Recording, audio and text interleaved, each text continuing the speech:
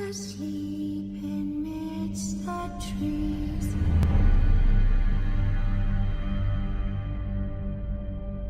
That's all a swaying in the breeze. But when the soul lies anxious, wide awake, don't dare let her tremble alone for the witcher. Heartless cold, paid in coin of gold. He comes, he'll go, leave naught behind but heartache and woe.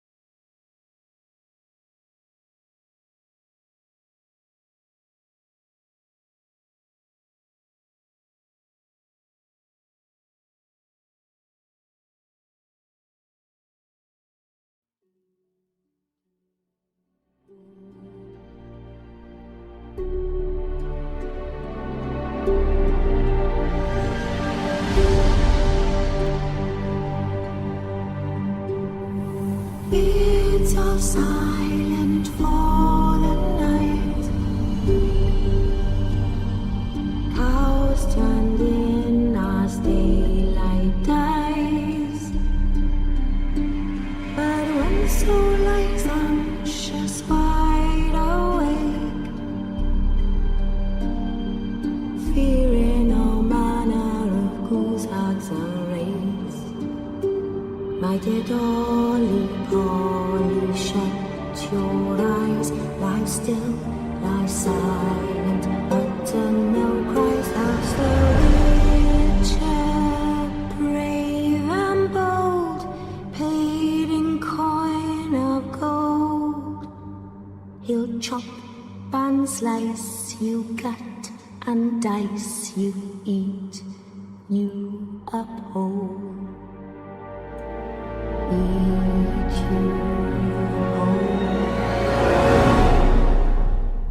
One of my favorite songs in the entirety of The Witcher 3.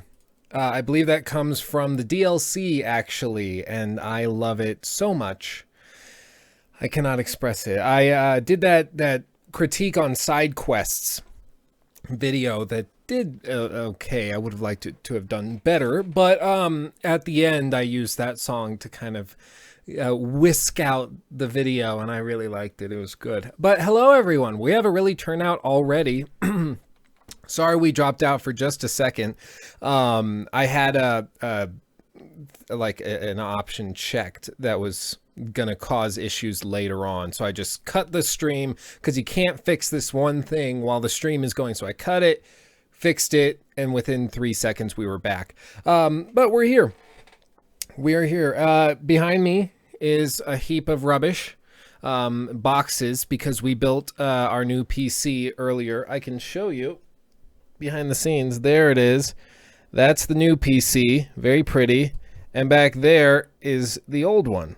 And so hopefully we're going to have a good time. And it should do everything just fine. I'm telling you, having Windows on an SSD makes a huge difference. It's kind of scary. Like, how was I surviving on that? I don't know. But this should work. I've run into a couple of driver issues, so I just have to find the right drivers and get them installed. As I said, I've only had this PC for like 16 hours. So It should be okay though. We did a live stream of the build yesterday. I think it was good 2.5 hours, and it was really fun. At least for me, because I like building tech. For those of you who watched that, I'm impressed. But nonetheless, we're here. We are gamers. We're not super queer, but we're here, and we're going to be talking about a lot of different things, but probably prominently we're going to be discussing, of course, Far Cry 5. Now, we were unsure if we were going to actually get to talk about this because we obviously didn't know when the Far Cry 5 stuff was going to come out, and apparently it came out right at midnight on East Coast time, I think it was. So I got it here at like 10 p.m. or something late last night, and it was going well. It was going well. But we got a lot of people in here. Holy crap, a lot of messages already. I'm very thankful you all are here. We're gonna have a great talk. I've been talking to people all day about this game, and I have a lot to say, so we're gonna get all into it. We're gonna talk about all sorts of fun stuff.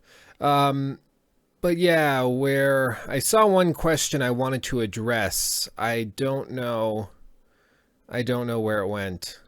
I lost it. But yeah, for those of you who are interested, the name of that song is The Lullaby of Woe, parentheses, A Night to Remember song.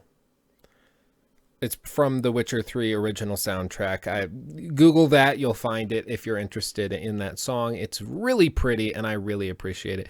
It's just wonderful. Well, Hapiyur Rahman, you'll have to help me figure out how to pronounce your name, because I suck at pronouncing names, even American names. I just suck at pronouncing names. So if you spell it out phonetically, I'll get it eventually. But I'm glad to have you here. He says, I'm a huge fan of yours, especially because of the way you explain the things. Thank you. I'm glad to have you here. We're gonna have a good time.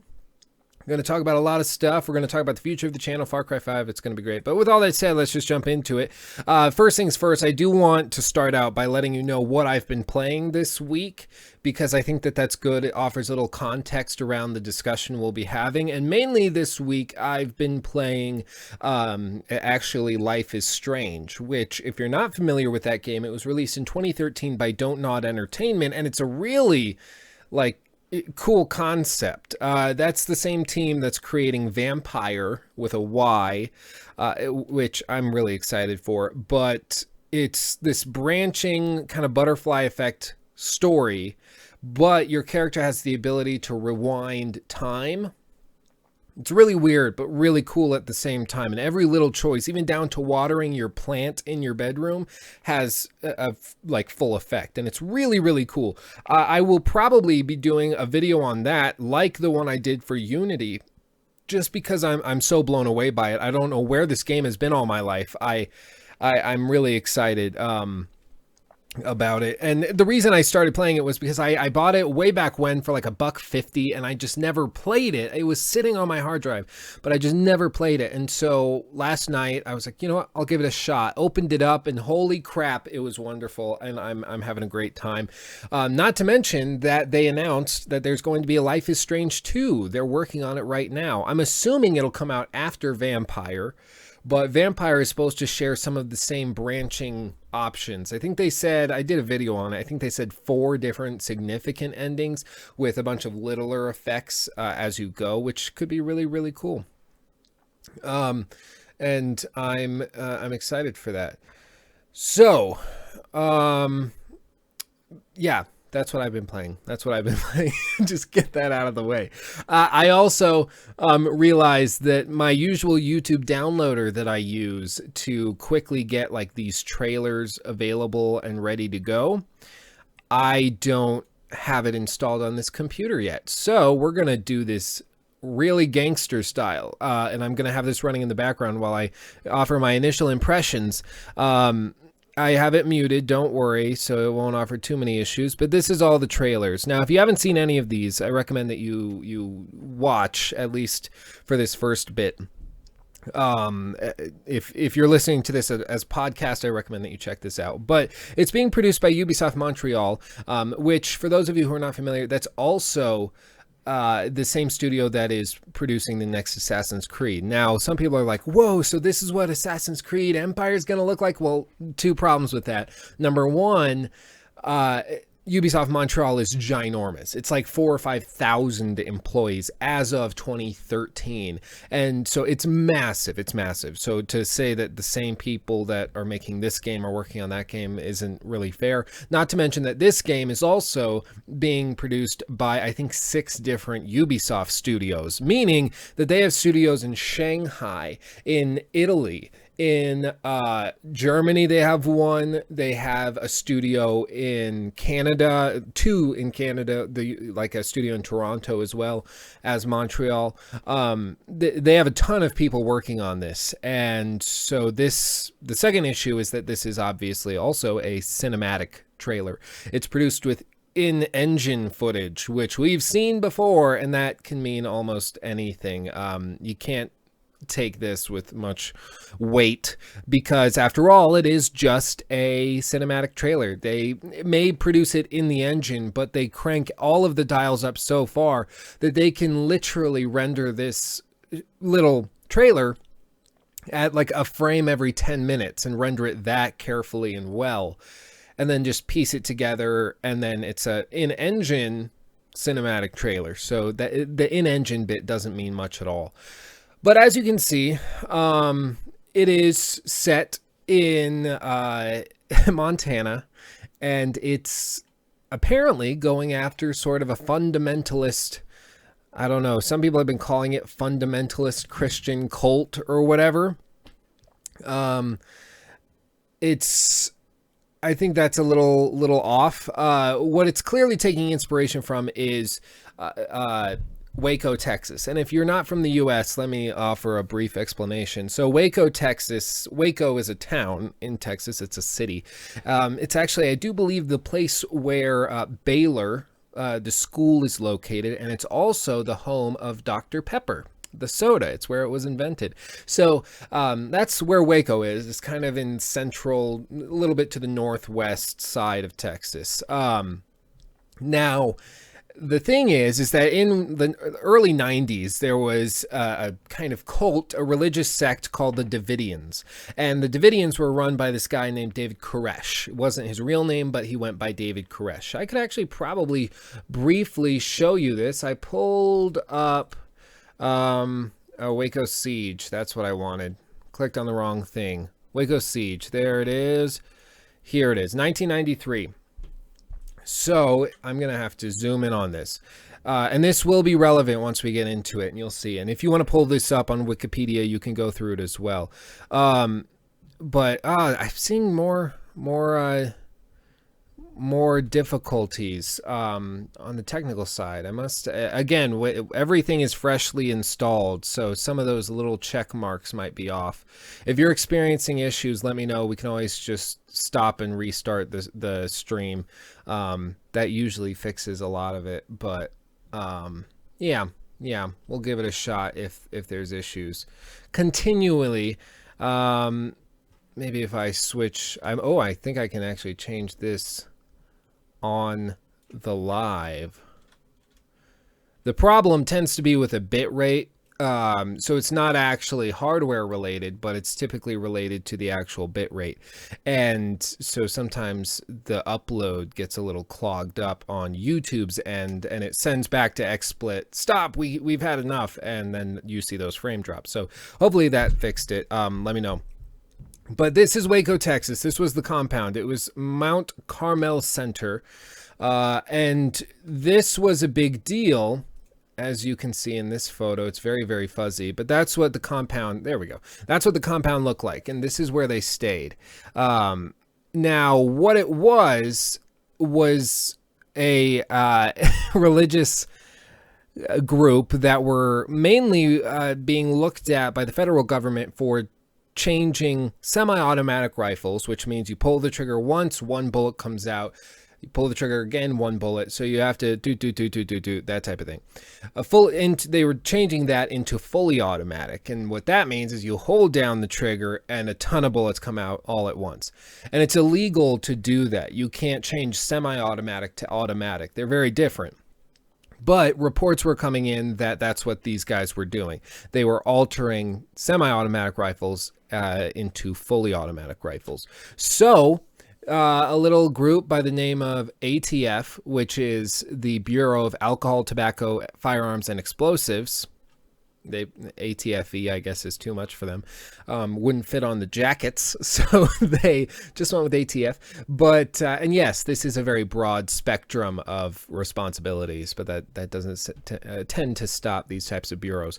But essentially, they went in there and said, "Hey, what are you doing? You're not allowed to do this." And then this whole group started going a little crazy, thinking that the end of the world was coming. As you do. This guy is David Koresh. This is the guy who was responsible. He was the leader of the Davidians, and he honestly believed that he was Jesus, or at least it seemed to be the case. So with that said, they got in trouble. They did all sorts of stuff. He wouldn't let the children out. He wouldn't let kids out of this compound. It was really bad. There's where it's located on the map right there in Texas. And wouldn't let them out. And then somehow a fire started. The military came in. And this was like a standoff for months. Or weeks and weeks and weeks. And basically what happened, these are ATF soldiers, fully armed, rifles and outfits, SWAT teams, basically.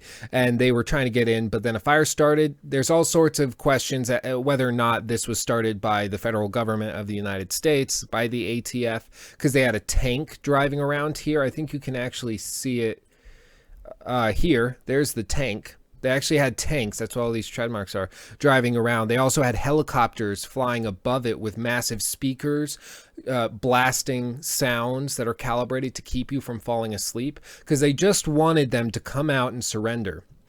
It was a relatively small thing compared to what it became. If, like, Koresh had just come out and said, yeah, we're sorry, we're responsible, came in and turned over the guns, he probably would have gone to jail, maybe his secondary, but they didn't want to do that. So they kept all of the women and children stuck inside, they armed them, and then at the very end, they sent the kids to the basement with the like mothers. And then this is when the fire first started. And this is the building after the entire thing had burned down. And there's a basement level under this.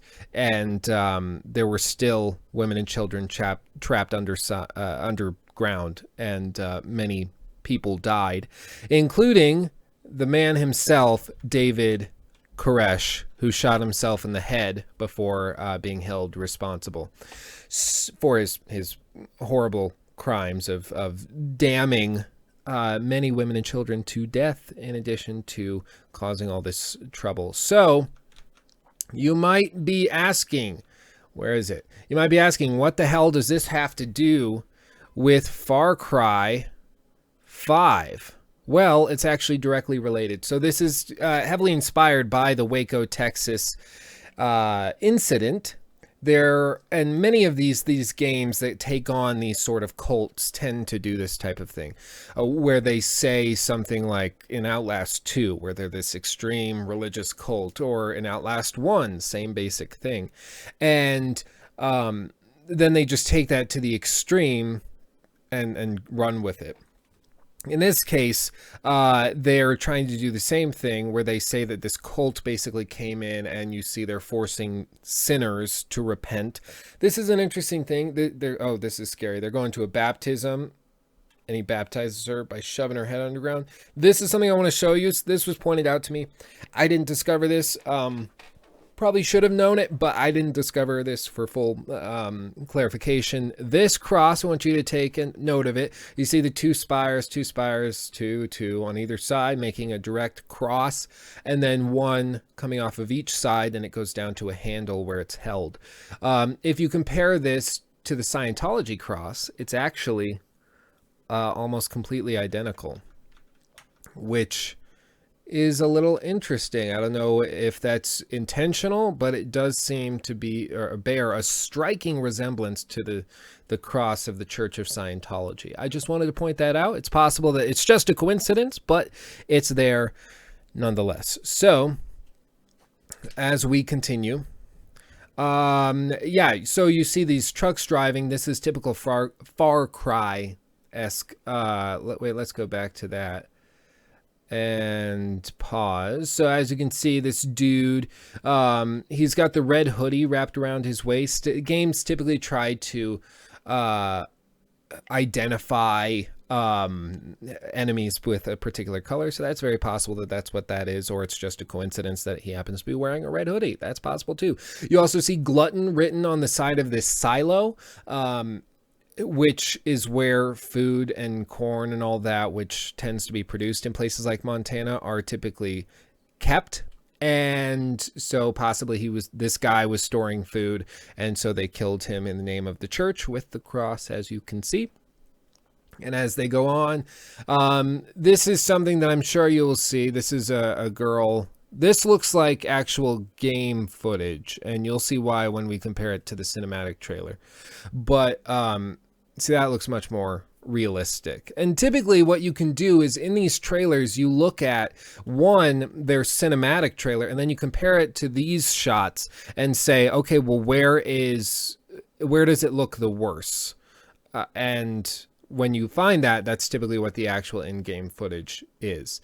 Now, it could be cutscene. This is the really interesting shot that I really enjoy. I don't know. I have weird taste in framing these shots, and this is my weird shot. So, you see, he's got a man bun, which is very important. That means he's cool, or a D-bag. Both are possible and likely. So, he's preaching. This is the main bad guy. If we go through, whoops, I don't want to blast you on full volume, but I'm here to tell you that this suffering is a choice. Voiceover. Oh, I turned my speakers off. Sorry. This, and you can choose a better path. This is the pastor speaking. We want you. We accept you. And we will take you, willingly or not. And some of you may fight. I would hope so. But in the end, you will thank us. See I that? am your father, and you are my children.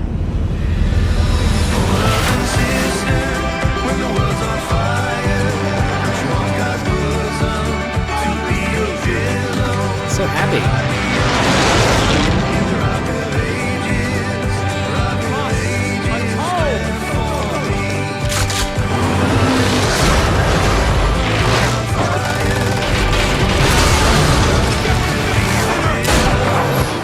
So yeah, I mean it's pretty expected, pretty self-explanatory, but yeah, getting chased by a bear. For you are my children, and I am your father. That actually, if I remember correctly, is a direct quote from David Koresh, which would be really, really interesting if it is. And I mean, I don't know. That's probably where the end of the comparisons will come, is with these sort of hints that he's taken over. There's been a lot of cults in the history of the U.S. and the world, many that were much bloodier and deadlier and much more vicious than the ones, or than the things that took place at Waco. In Waco, it was basically just this guy that thought he was Jesus, and then told all the young girls that he was Jesus and that it was God's will that they slept with him and all this. Pretty normal cult stuff, but like if you look at the Jonestown Massacre, then you're talking about a evil man who forced all of these women, children, families to all drink. It's where the term drink the Kool-Aid comes from, because they actually put cyanide, I think it was cyanide, in the Kool-Aid, the purple Kool-Aid, and asked everyone to drink it, and they would all go to heaven together. Which is freaky and horrible, and so it's possible that they might have the game end in that type of a way. Far Cry, one thing I've always appreciated is that they are not afraid of pushing the limits and being edgy, which is obviously what they're doing here. This is not an unedgy topic to address. Now, people started texting me when this came out last night. People started texting me and letting me know, like, have you seen the trailer? Have you seen the trailer? What do you think of it? And I said, you know what? It looks good. I think it'll be fun. I think it's a good Far Cry place, game, or a location for Far Cry. But if I can pause it there, one thing that's significant that a lot of people are frustrated with, apparently, is that the game is taking on this like hyper Americanized, ultra, I guess you could say, distorted Christian cult, which, okay, I can understand why you might take offense at that, but many of these people that are airing these concerns are just fine with games set elsewhere and with other types of extremists and all this. So I really just don't care that much. I think either everything is okay or nothing is okay. Now, what I would like to see them take on next is, like, can you imagine, just imagine with me, for the sake of free speech, for the sake of equality of religions, for the sake of all of that, imagine if they set Far Cry 6 in, like, you actually go in and you're fighting ISIS, but it actually has like a main villain like this, like Al Abdul Sisi or something, and you actually go and you speak with him and you hang out with the people that are following him, and all of a sudden you're taking down the Islamic State and you have to like stop them from blowing up certain locations. Like, can you imagine if they would do that? I don't think they ever would, because it's off limits. You know, that particular belief system you can't really address in mainstream media in that regard. And, you know, I would say as an American, I'm much more sympathetic to the Christian dogma than to the extremist Islamic dogma. And I think that that's expected. But I am just fine with this taking place, or a game taking on this type of content, just as I was fine with it in Outlast and Outlast 2. I'm fine with it because I think you have to be. If I, like, the second I said I'm not going to buy your game because you happen to be criticizing a murderous cult, I think something would be wrong with me at that point. So all of these people that are just, they're saying like, oh, I'll never buy another Far Cry or Ubisoft game again or whatever. You're being a little ridiculous. I mean, maybe there's something I'm missing, but I feel like that's a bit of an overreaction. I would, as I said, what happened? I think it's because we're trying to do this. I don't know what's happening, guys. Oh, frame drops. I don't know what that is. Nope. There. I don't know what happened. Frame drops. I'm sorry. But yeah, I don't mean to get all religious or political with it. But what we're referring to specifically is people actually in the gaming community claiming that they're not going to buy this game for political reasons. And I think that that's a little absurd. It's not like they're saying that, like, if you're a Christian or a Muslim or whatever, that you're a horrible person. They're talking about a cult. I was fine with it in Outlast 1. Most people were fine with it in Outlast. In all this, I think it's fine. I think you have to have these types of things open. Now, people are experiencing frame drops. I do believe what that is. It's one of the reasons I'm looking at transferring this show to the evening, because my internet service provider is very, very frustrating. They actually put a cap on our total bandwidth, so we can't, like, a certain number of devices, a certain speed on those devices, a certain like quality of the video and everything. So the more I look into it, the more I'm thinking that these bandwidth issues we've been having streaming are actually a result of that, because they always come at the end of the month. Early in the month, we don't have any of these issues at all. You can actually go back and watch the previous episode. Never had any issues.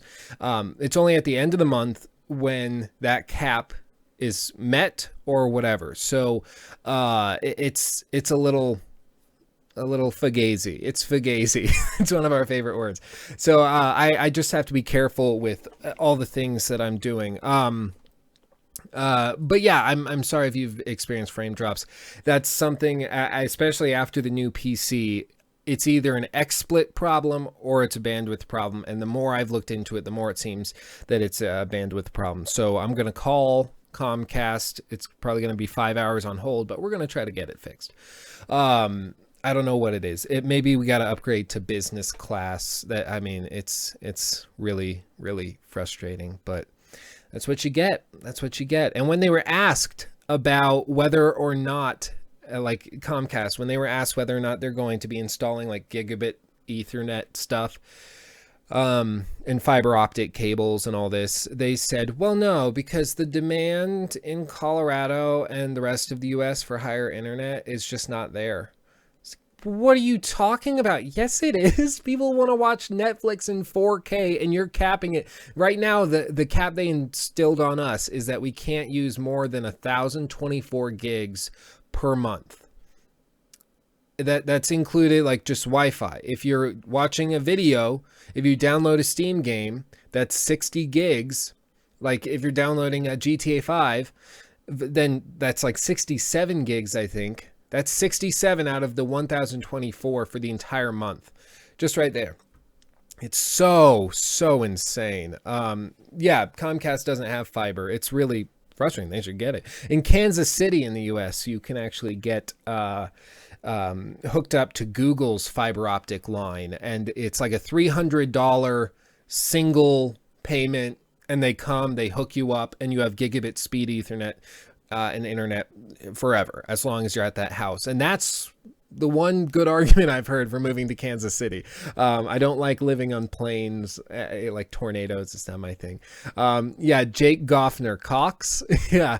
If you guys know Boogie2988, look up Boogie2988 COX space COX, because Cox is a internet service provider in kind of the southeast area of the United States. And it's really, really, really funny. It's really funny. Look that up. Orikpio says, I have 500 gigabytes per month. Welcome to Poland. Ouch. You know who has great internet?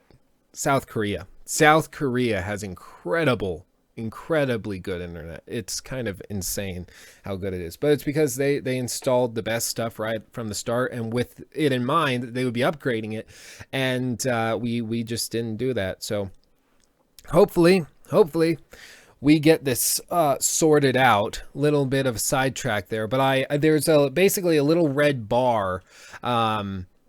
I don't know. I don't think I can show you without it freaking out. But there's a little red bar at the top of XSplit that tells me like the bit rate we're currently exporting at, frames encoded, the dropped frames, and then the total bytes that we've sent to YouTube. And it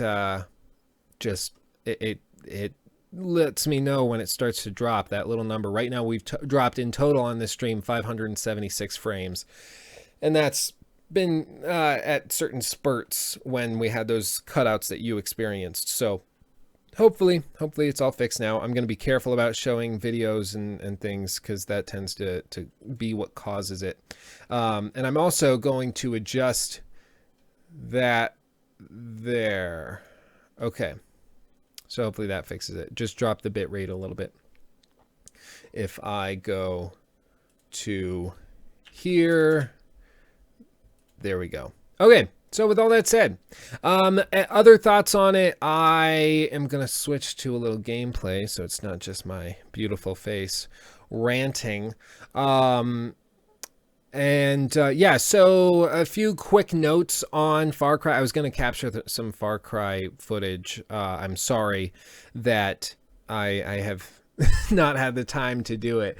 But I did a lot of AC Unity earlier in the week, so this is what I have.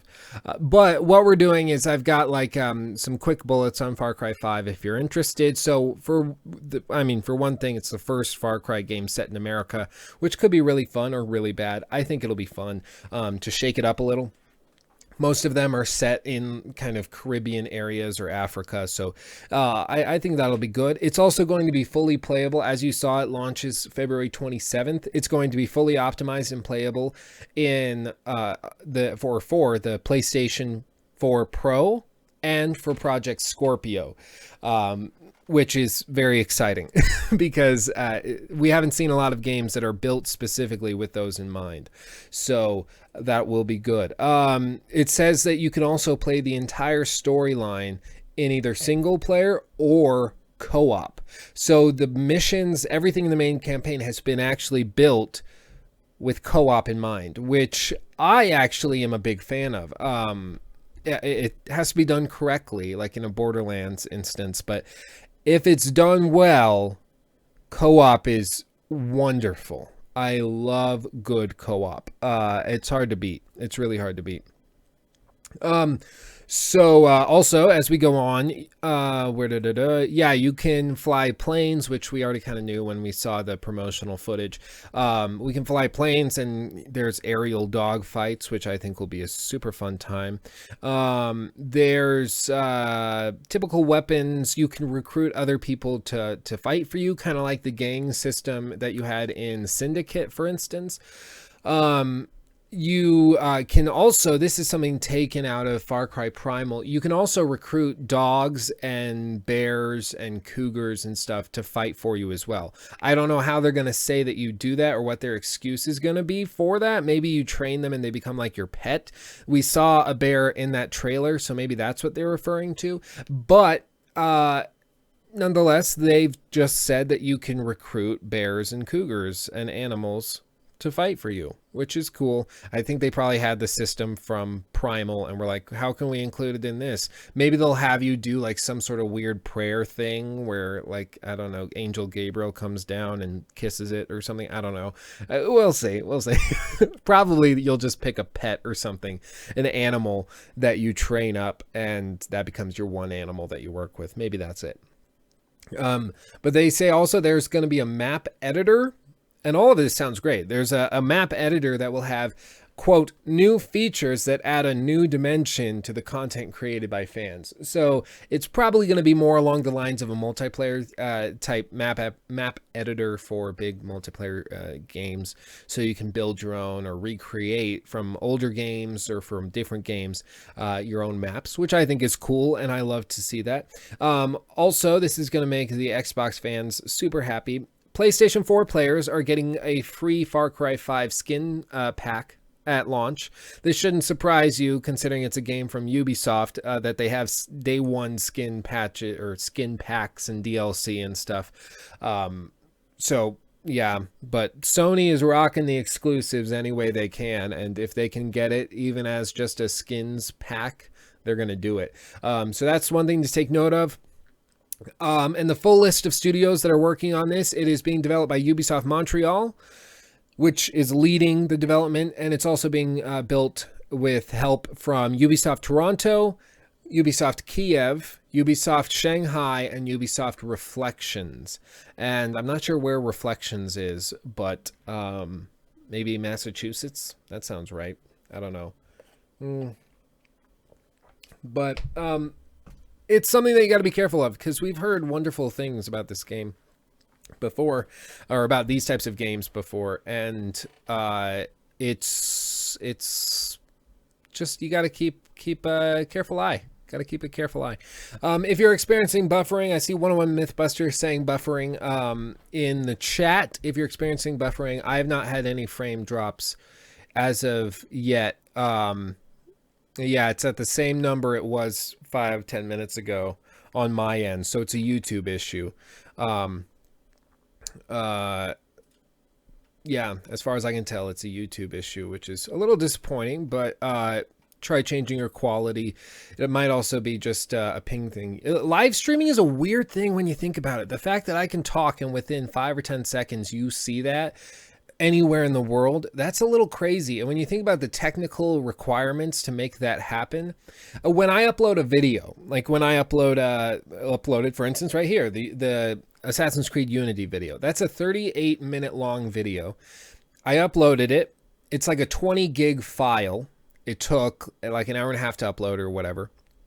And then YouTube has to process it, and they spend a good, I think it took about an hour to process. And what that hour is, I upload it in a file format that YouTube actually directly streams in. So what they do is they then take the file that you uploaded.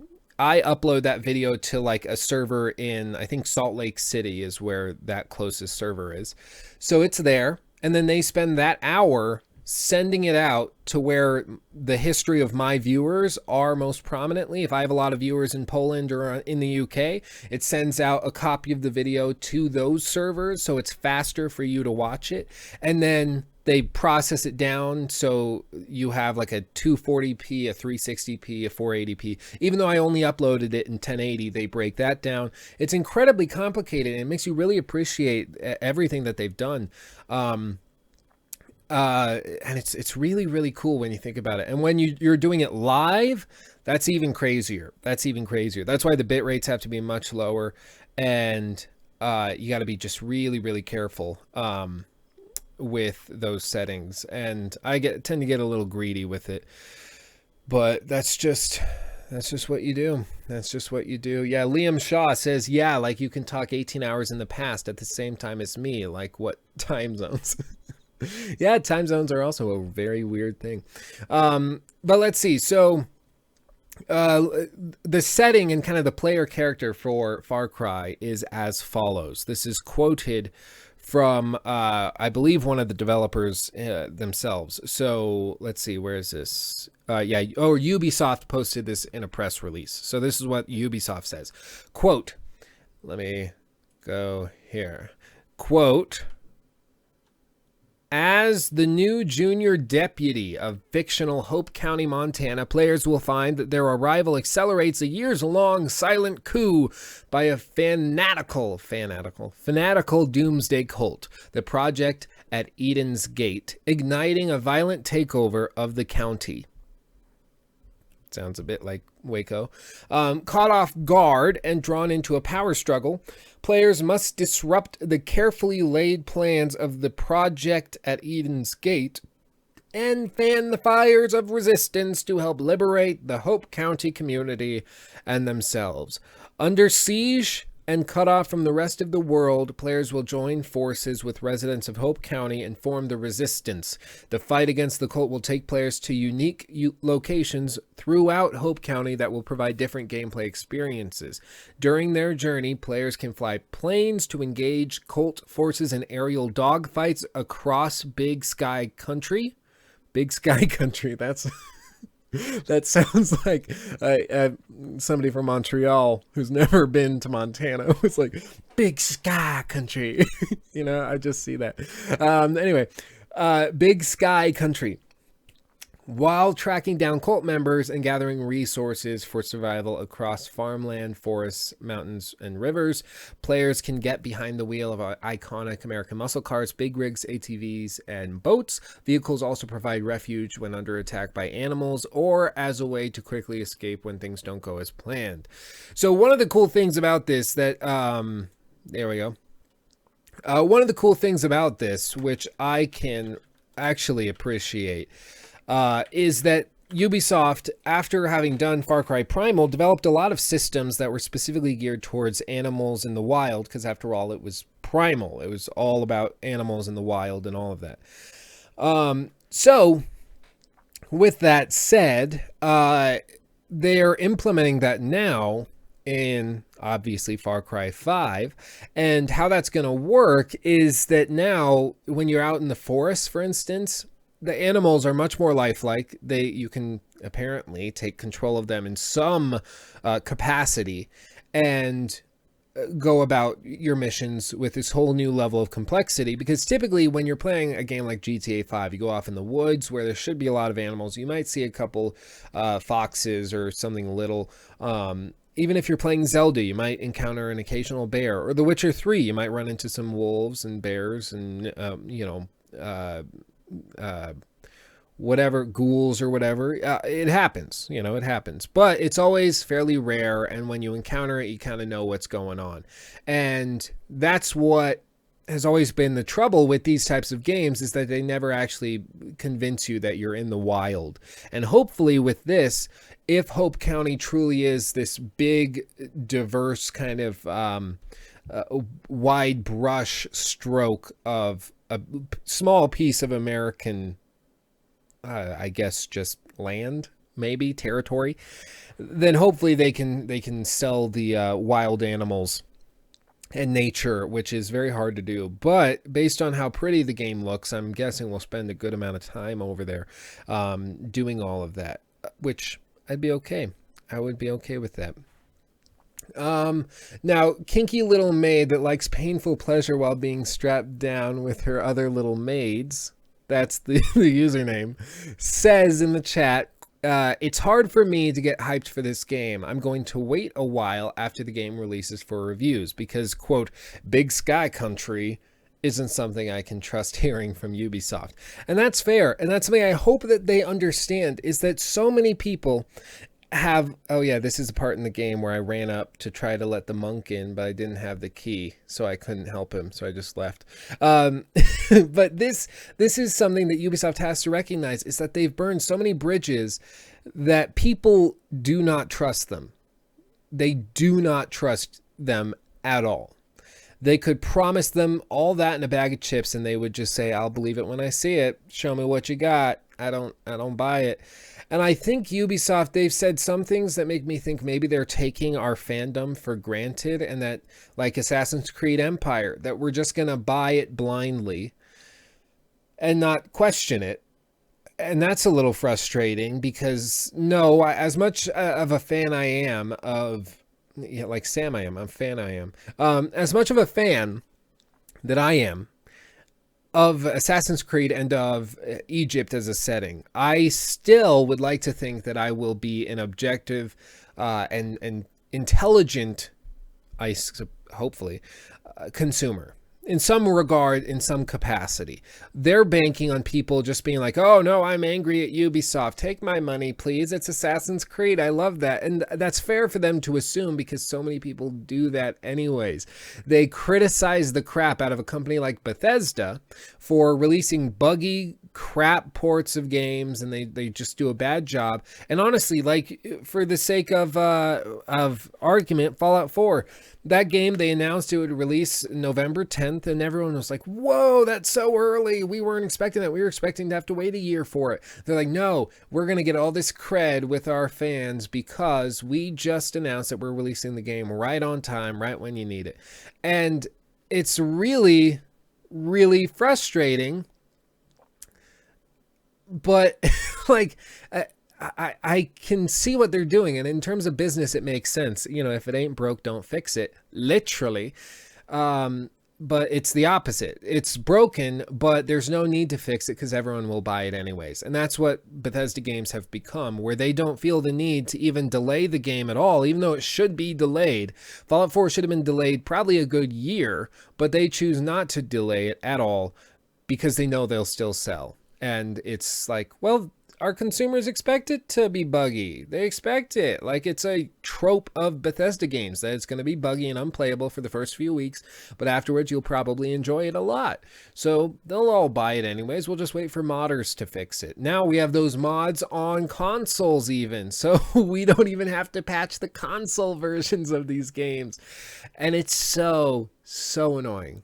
It's so annoying. But you know, at some point you got to take a stand and just be like, no more Ubisoft. If Far Cry 5 comes out and it's a buggy mess, or they downgrade the visuals excessively, or oh yeah, look at this little dance I got him to do after I assassinated him. Little glitch. Even now, this is on the PC. I was playing with an Xbox controller, and even now there's still some glitches with that. It's really sad. But anyway, yeah, so eventually you gotta just be a little responsible, maybe that's the word, and just say, you know what, I love these games and I would love to play it and I'm sure I would enjoy it, but I'm not going to give you my money, at least not for a while, because this is rubbish. And I think that makes sense. Let's see. Where was I?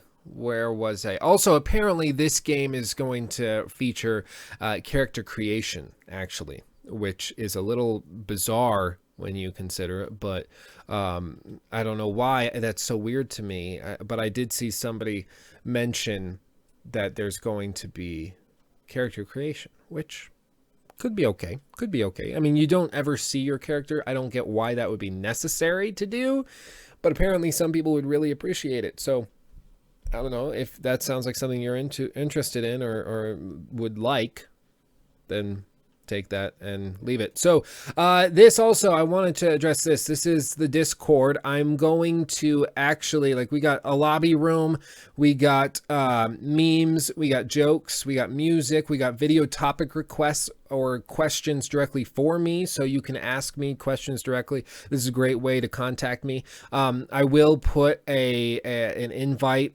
link in the chat in just a second, but I wanted to address a question from this, wherever it was, I lost it. Oh, right, because it was here. Dodo, who I believe is in the chat, asked, have you thought about doing another stream where you play a multiplayer game with us? Now, this is in reference to a stream that I did. I did Lawbreakers, actually. The public beta was out last weekend, I believe. Yeah, last weekend. And so what we did is we actually did a live stream where I played with some viewers, and it was really fun. We had a good time. Got to try some stuff out. We had some technical issues in terms of bandwidth with that one too, but we had a good time, and it worked well enough. But it was really fun to get a chance to actually play with you guys, and I would like to do that more, certainly. The difficulty has always just been that I'm not typically a big fan of those big multiplayer games, and so I don't buy them, and as a result I don't have them to play in these big multiplayer groups. But I will be keeping my eye open as we move forward for these types of games, so that we can do that. But let's do a quick, I'm going to copy that link to this Discord while I'm thinking about it before I forget, and put it in the chat if you're not already a member. And there it is. And if you have been a subscriber since before 10K subscribers, then you actually get a special badge, which is the Fagazis. And you get a special badge. So let me know. And also, if you are a whatever it's called, patron on Patreon, then you get a special badge. I've been meaning to promote that, but I keep forgetting. But yeah, Daniel Schuju is very good at Lawbreakers. Just warning you guys. So with all that said, rapid fire, let me know. And also, this is something that freaked me out. You see on the screen right now that Assassin's Creed gameplay. You see all the glitches and stuff. This is actually intentional. And this is one of the things I meant about them just embracing the glitches. Like, because now they say that you're in a corrupted zone. It kind of gives you a seizure. You're in a corrupted zone or a corrupted memory sequence. And so some of the data is corrupted, and you'll experience glitches in the Animus or whatever. And all of a sudden, this starts happening. And I was like having a stroke while playing it. I could barely walk forward in the game because it was so insane. And apparently at launch, it wasn't this bad. There were still glitches, but they like enhanced it. Now they're trying to make it so if you experience glitches in the game, you can just write them off in your head as saying like, oh, well, I guess it's just part of it, you know? I guess it's just part of the game. It's the Animus that's glitching out. And that's really sad. That's really sad. That's how you know your game has just collapsed. Yeah, like Jordan Green says, just have fun and embrace death. That's basically what they're asking you to do. Just embrace the heat death of the universe. You can't do anything about it. Get over it. But yeah, rapid fire section, comment down below with any, or I guess depending on where you're watching, it might be on the side, but comment with your topic requests, and we will rapid fire those and knock those out for these last 7 to 10 minutes. Because I always want to address direct questions, because I'm always frustrated and I'm vamping right now so that you can leave those questions. That's always been something really frustrating for me is when I'm watching a streamer and they just don't even, like, they'll occasionally acknowledge the chat, but they never actually ask or refer to any questions. They just leave it there. It's always frustrated me. I don't know. Like, I like a little more interaction. And I think that's normal. But as for E3, what do I think we'll see? And specifically Assassin's Creed. A lot of people have been asking me about Assassin's Creed. Assassin's Creed is one of those things, I think we'll probably in the next week or so see a leaked promotional item, like a game case or a manual or a poster that leaked or something like that.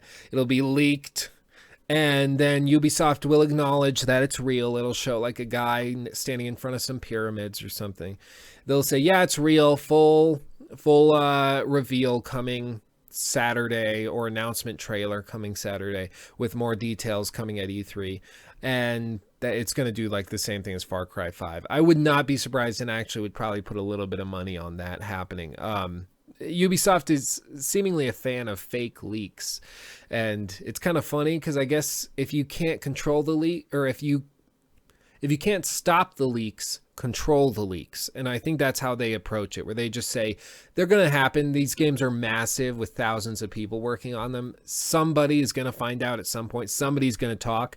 So why don't we just kind of go about it and we'll control it. We'll do it ourselves. But I'm telling you, these glitch sequences really frustrated me because I was like, I know what you're doing, Ubisoft. Stop it. I know what you're doing. But okay. And it's Fugazi. I'm going to try using that word more because people seem to like it. So let's see. Questions. I lost it. Captain Condom 69 asks, have you played Injustice 2 yet? I have not. I've never been good at those see these friggin' glitch sequences. I'm gonna have a stroke. I've never been good at those games. Never. And as a result, I've never dedicated much time to them. I probably should, but I haven't.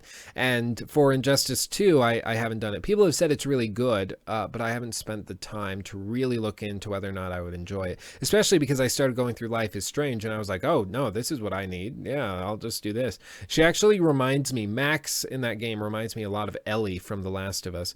I don't know why. Maybe it's just because she's a teenage girl in a video game. Maybe that's all I need. But yeah, no, I really am enjoying that game so far.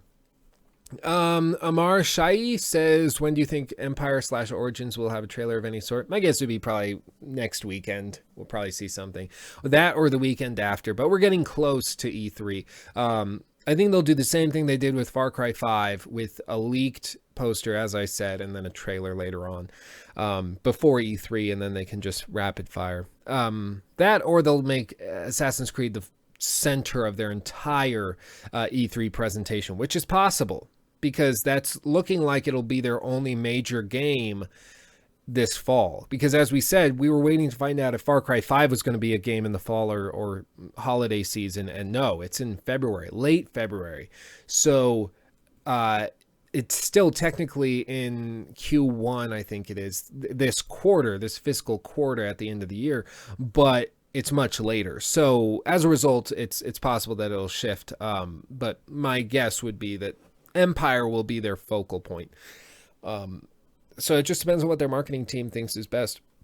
Now, Liam Shaw asks, character creation in Assassin's Creed, yay or nay? I don't see the point. I think they so often try to tell a narrative story that fitting it in with character creation, I think, would just cause too much trouble.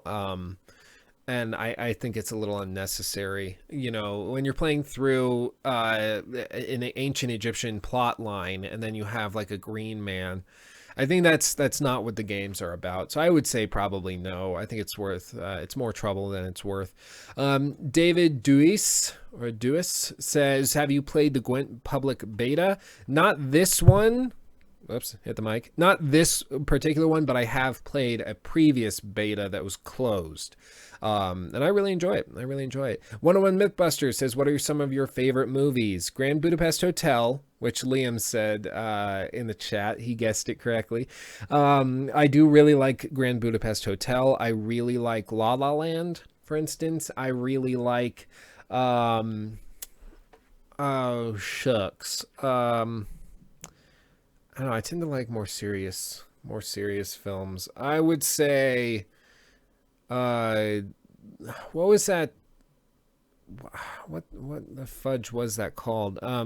Catch Me If You Can, I think is what it was called. Leonardo DiCaprio early in his life. That's a really good movie. Not sure if it's my favorite, but that's one of my favorites that pops up.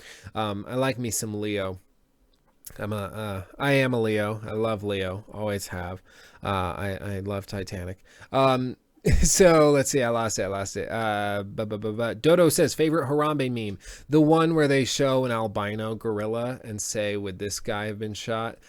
And it's just funny to me. I'm like, it was actually put out by like social activists. Like they thought that an albino gorilla wouldn't have been shot if he was holding a kid. It was just funny. Jordan Green says 2 Witchers enter a live chat. Yeah, we have Geralt of Rivia and Geraldo of Rivia too. The profile pictures is how I always distinguish. If those ever are the same, I'm gonna be lost. Okay. Let's see. Is That Boy says, when will you upload your next vlog on your second channel? Wink, wink. I'm not sure. Those things take a lot of effort. And I've just been so friggin' busy. I got to just set the time aside and do a vlog. I initially intended to do one every week minimum, but the problem was that I just, like, my life was so boring. I was just going to class, work, making a video, class, work, make a video, rehearsal. Like, it just got boring. So I wasn't sure if I could share anything really interesting. But over the summer, I'm going to try to do a lot more. Just have to do it. But thanks for reminding me. Neat Sarah says you should stream Black Flag or something if you have the time. Yeah, no, I would be into that. I'm probably going to do a stream of Unity or something. Oh, I just realized the gameplay stopped. I guess that's the end of that one, that part. But yeah, I'll probably live stream something. I'm gonna bring back Throwback Thursday gaming, which gives me an excuse to play older games, and we'll just, like, on a Thursday. But I don't want to just be limited to Thursdays, so we'll figure out something to call it. But we'll play some games that are a bit older and have a good time with it. Let's see, Happy Jour Rahman. I'm going to get your name down. I'm sorry.